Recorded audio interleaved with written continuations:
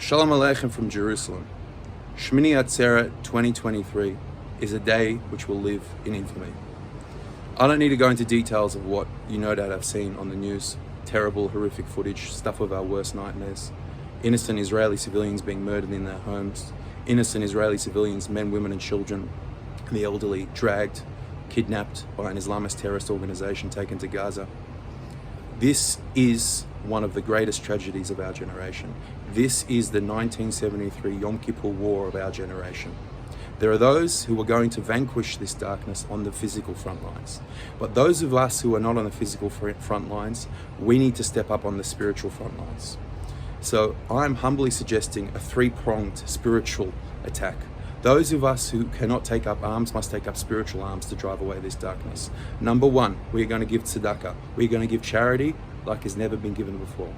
A few charities that come to mind are Magen David Adom, MDA. You can find your local branch. Friends of the IDF, you can perhaps find your local branch. And ZDVO, which is the Beit HaLochem, which is a fund for veterans and wounded soldiers. Let us all give in a way that it hurts. We're going to put our money where our mouth is, and we're going to give, and we're all going to take photos of it and share it on social media. Hashtag Tzedakah for Israel. For the men, for Jewish men, age 13 and up, bar mitzvah, we're going to take up spiritual arms with tefillin and take a photo of us putting on tefillin, or maybe take a photo of us putting on tefillin with somebody else, or maybe reach out to a friend and say, hey mate, do you want to put on tefillin? Let's put it on for Israel. And we're going to share the hashtag with photos of us, hashtag tefillin for Israel. This will drive fear into the hearts of the enemies. This was a tefillin campaign that the Rebbe initiated in the 1967 war when it looked so dark, and that helped to drive away the darkness. And lastly, but not least, is the power of Tehillim, the power of Psalms of King David. We can say it within whatever language we're comfortable.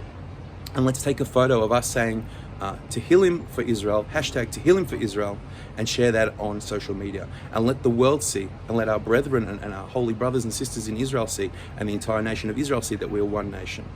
And let's share that, let's flood the internet with images of Tzedakah for Israel, hashtag Tefillin for Israel, and hashtag Tehillim for Israel.